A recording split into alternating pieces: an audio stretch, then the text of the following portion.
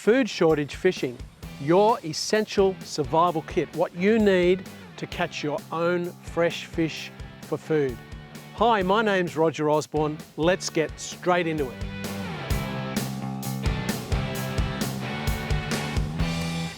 What I'm going to teach you in this video will be of great benefit to you on a number of levels. I'm going to show you exactly what you need to be able to catch your own fresh fish, and I'm keeping it super simple. You may say, I don't know how to catch fish. I'm not a fisherman. You don't need to be. The simple things that I show you will enable you to absolutely catch your own fresh fish to eat. I have a detailed list in a PDF download, so click the link or it's also down in the description. If you're on a tight budget, being able to catch your own fish can make a big difference to your weekly expenses. But if the situation got more serious with food shortages, increasing costs, then it becomes much more important. If you think this is a good idea, the thing about being prepared is do it now. Being organised brings peace and purpose. What I'm recommending to begin with is that you have 2 fishing rods. I've got a couple of examples here. This is a smaller fishing rod that you would use in a lake. You could still use it off the beach. I've used these types of rods off the beach, so it's a small 4,000 size spinning reel. In the case of this rod, it's a 2-piece rod. That's great because you could even stick it in a backpack. Have it sticking out a backpack. It's very portable. A small 2-piece rod. This rod is spooled with 10-pound line. So this will catch most species that you would catch in lakes and rivers. If you hook something really big, you have to be careful, but that will be okay. So I've got the small rod, and this is actually one of my light beach rods. It's 10 feet long. It also has a 5,000 fishing spinning reel. This one is spooled with braid, and I'm using 15-pound braid and leader with this. If you lived in a tropical area like northern Queensland, or there's many places around the world, then you could do with a slightly bigger spinning reel and perhaps say 15-kilo line, because I know there's a lot of big fish in the tropical areas, so you'd need some slightly heavier line.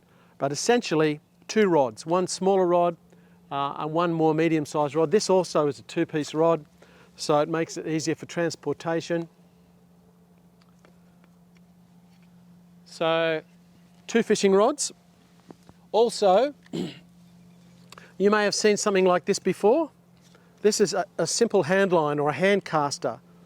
These are fantastic. You know what? If all you had was one of these, you could catch dinner with one of these. It's very simple. You just need some line on a hand reel. In the old days, they used to use cork, like just pieces of cork with line wrapped around it.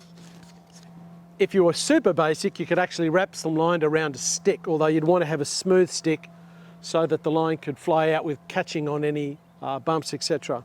But with one of these, I used to fish with these a lot when I was younger.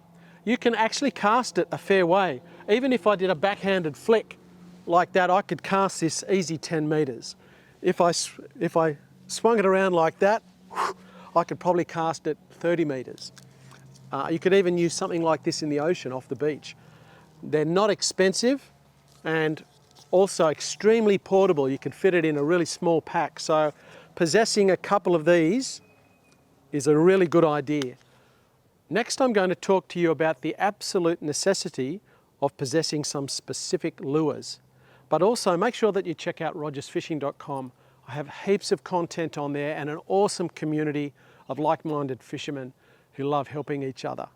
So let's get into talking about lures. Now, if you own a couple of lures, it means that you have the ability to catch fish straight off the bat. You don't have to go and find bait. Now, something that has been a standout for probably, as long as lures have been made, is just a simple silver lure. It's amazing how many fish just a simple silver lure like this will catch. I've got a couple of different size ones here. You can see there's a couple of different sizes there. But so many fish love something shiny and flashy in the water. So an absolute number one part of your equipment should be a couple of different size silver lures like this. You can catch so many different species on this type of lure. If you get really stuck, you could use feathers as well. I'll touch on this more in a later video, what to do when you can't buy bait. Nowadays, as you know, soft plastics are such a huge thing. So to possess a few key simple soft plastics is also really important. I've got a few here in different colours and different sizes. Anything white in colour is a standout. The ones shaped like little mullet work really well too. They're all suitable for catching a variety of fish along with the matching jig heads, of course, all of which are detailed in the PDF you can download for free. And I've also included links where you can purchase all these things I'm showing you, which really helps my channel too. Included in the list are some basic hook sizes, ranging from the largest hook, an 8/0, right down to the smallest hook at size 6. I've also included some 1/0 long shank hooks, which are great for worms and other similar baits. You'll want to add swivels, a nice sharp knife, a good quality head torch, and some braid scissors to your kit. While some household scissors will cut monofilament line, they're not sharp enough to cut braid, so you're actually better off having specific braid scissors. I've got a basic range of sinkers here, and I've chosen ball sinkers in a few different sizes. You don't need all different shapes of sinkers, just some small, medium and large sinkers. When it comes to fishing line, I've chosen 2 breaking strains only. That is 10-pound line and 30-pound line with matching leaders. That's about it for your standard list. You don't need a massive amount of equipment. This simple kit will get you and your family out of trouble. Don't forget, I've put all of this information in your free download. Hit the link in the corner or find it in the description below to get that now. I have some more videos coming in this series as well. For example, what do you do when you can't buy bait? So I'm going to cover that whole thing, how you can actually get your own bait without spending money and be able to catch fish, plus other topics. Now, this information is applicable to you regardless of where you live in the world. These are just basic principles and equipment that you'll need to catch fish wherever you live. Now remember, if this has been helpful, to hit that like and subscribe button. And also, is there anything that concerns you concerning around equipment that you need to catch fish and how you would survive if you needed to be able to catch your own food?